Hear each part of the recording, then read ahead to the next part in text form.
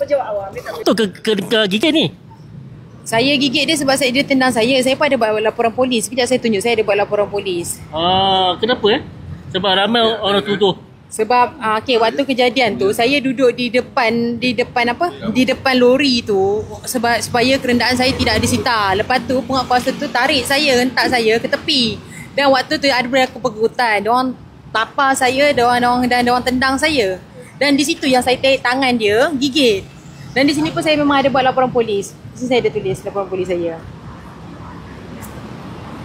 Sebenarnya pejabat awam tidak boleh melakukan kekerasan lah, walaupun itu etika kerja dia. Di mana etika dia, patutnya dia tidak boleh bawa.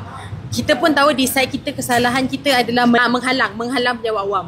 This is kita punya side, kita punya salah. Tapi you tidak boleh melakukan keganasan kepada kita, orang awam. Jadi berapa orang kena gigit ni sebenarnya? Seorang je kena gigit. Dia yang jadi besar tu sebab saya gigit dan dia tertarik ke depan. Dia tarik tangan dia. Means sebab dia jadi tak koyak kot, tak tahulah, Allah alam.